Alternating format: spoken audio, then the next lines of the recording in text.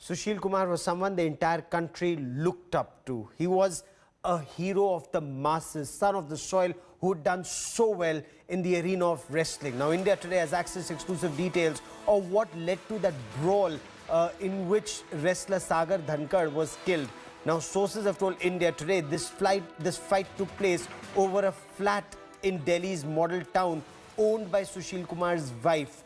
Police believe that several criminals used that flat as a shelter, hinting at a wrestler-criminal nexus in this murder. Sources have also told India Today that wrestler Sagar Dhankar was accompanied by a man named Sonu, who was also injured in this brawl. It was Sonu, who is the nephew of a notorious criminal, Sandeep Kala, and they are the ones who were taking shelter at Sushil Kumar's model town flat. Now, they were told to vacate that flat along with Sagar Dhankar because of unpaid rent. India Today has also learned that gangster Neeraj Bhavana's henchmen were present with Sushil Kumar when he took Sagar and Sonu to Delhi's Chhatrasal Stadium. Sources say a Mahindra Scorpio vehicle was found at the spot after the murder, and this Scorpio was Sagar Dhankar's and belonged to the Neeraj Bhavana gang. Sushil Kumar used a friend's scooty to flee along with an accomplice.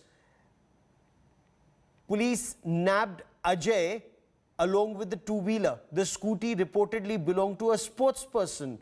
Sushil avoided using his mobile phone. Police traced an internet dongle which he used while he was on the run.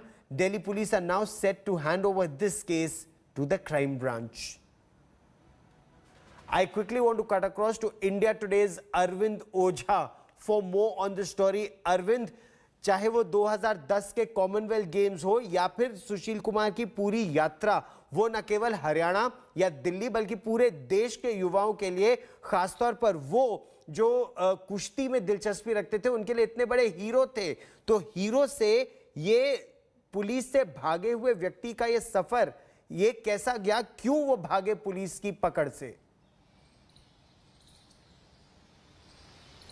जी बिल्कुल गौरव, आपने बिल्कुल सही कहा. बल्कि जो cricket के fan हैं, जो ज्यादातर इंडिया में क्रिकेट देखा जाता है, लेकिन क्रिकेट के बाद अगर जो पॉपुलैरिटी पाई वो सुशील कुमार ने पाई. लेकिन जिस तरीके से उनका हत्याकांड में नाम आया, किडनैपिंग और हत्याकांड में, उसके बाद से वो जब एब्सकॉन्ड होने लगे, जब वो फरार होने लगे, उसके बाद वो बातें सबको चौंकाने लगी कि इतना एक शख्स जो इतना पॉपुलर है, उसका अगर किसी केस में नाम आता है, अमूमन लोग पुलिस के सामने जाते हैं, लीगल एक्शन है उसको फेस करते हैं, सोर्स लगाते हैं केस से बचने के लिए. लेकिन यहाँ तो एक क्रिमिनल की तरह सुशील कुमार 14 दिन तक पुलिस से भागते रहे. यहाँ तक कि दिल्ली पुलिस के कमिश्नर ने 1 लाख का रिवॉर्ड रखा था सुशील कुमार पर.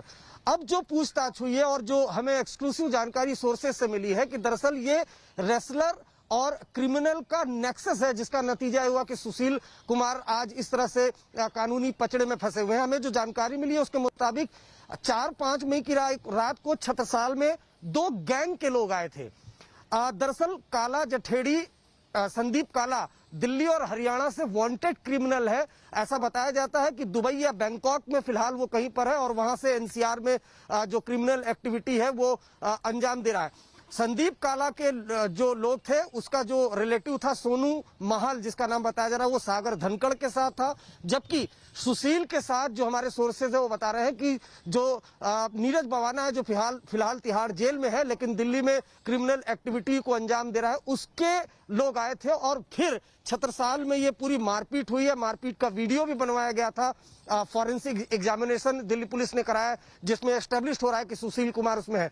लेकिन अभी इसमें कई लोगों को अरेस्ट किया जाना बाकी है. लेकिन ये अपने आप में शॉकिंग जानकारी है कि किस तरीके से सुशील कुमार भी कुछ क्रिमिनल बैकग्राउंड के लोगों से काफी वक्त से कांटेक्ट में थे.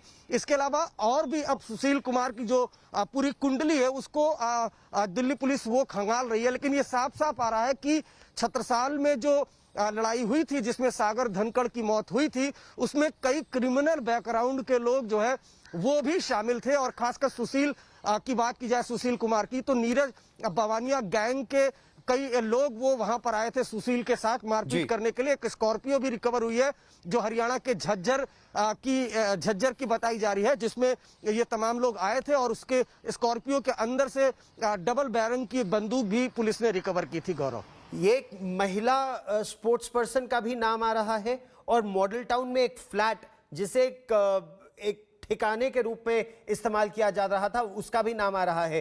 तो कितना ऐसा किराया था, कितने महीनों का किराया था जिसके लिए हत्या को अंजाम दिया गया, और ये महिला कौन है, क्या इनसे भी पूछताछ हो रही है?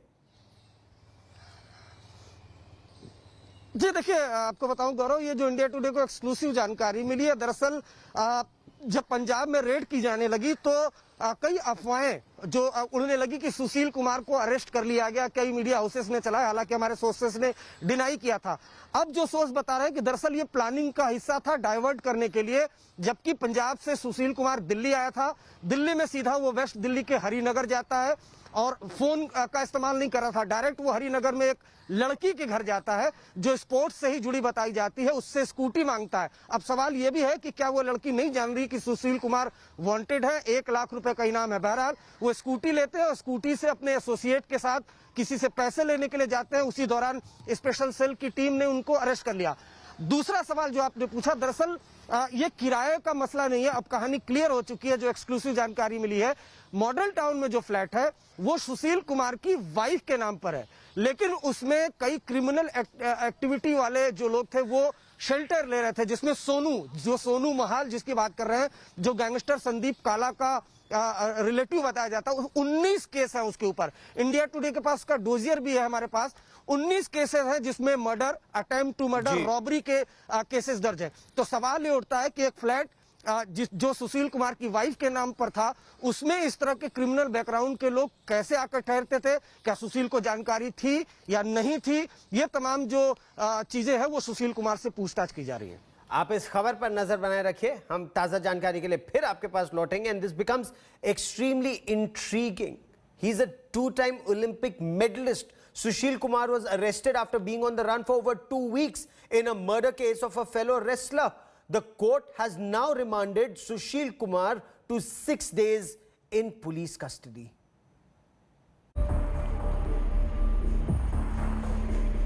On the run for 2 weeks, a non-bailable warrant, and a murder charge.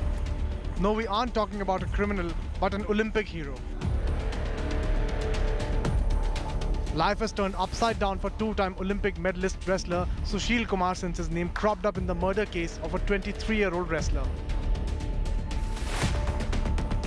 Police were on the lookout for Sushil since May the 4th and were finally able to arrest him from Delhi's Mundaka area, along with his aide Ajay on Sunday, which ironically is World Wrestling Day.